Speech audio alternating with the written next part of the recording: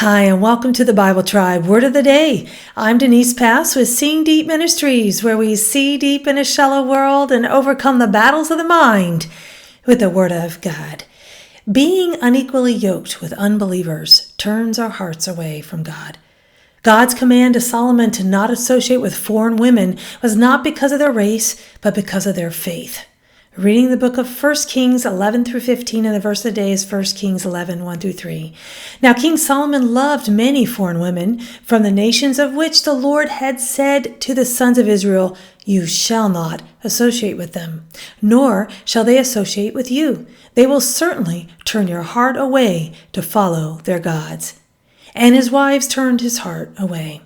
Word of the day is foreign. It is the Hebrew word nok-ree.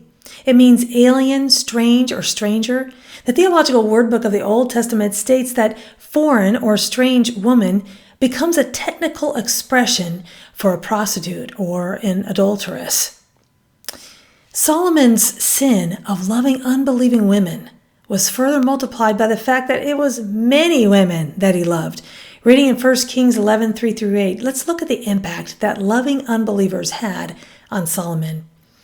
He had 700 wives who were princesses and 300 concubines, and his wives turned his heart away. For when Solomon was old, his wives turned his heart away to follow other gods, and his heart was not wholly devoted to the Lord, his God, as the heart of his father David had been.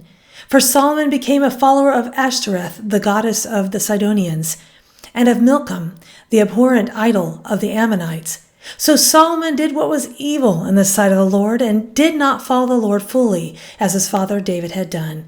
Then Solomon built a high place for Shamash, the abhorrent idol of Moab, on the mountain that is east of Jerusalem, and for Molech, the abhorrent idol of the sons of Ammon. He also did the same for all his foreign wives, who burned incense and sacrificed to their gods. Being a follower of Ashtoreth meant he followed goddesses of Asherah in worship that was noted for its sensuality and involved ritual prostitution. Being a follower of Milcom is associated with the Ammonites, a pagan people who worshipped the gods Milcom and Molech, which included sacrificing babies. Being a follower of Shamash, the idol of Moab, involved worshippers who also sacrificed humans and were involved in illicit sensuality. Interestingly, the Moabites and Ammonites both descended from Lot and his daughters, an incestual relationship. Sensuality also draws many away from Christ today. We can rationalize away the impact that we think the world has on us, or don't think it has, but compromise will bear ugly fruit in our lives just as it did for Solomon. If our compromise was billed for what it was, we would likely not want to invite such sin into our lives. Loving what is foreign to God and His holiness only invites destruction into our lives.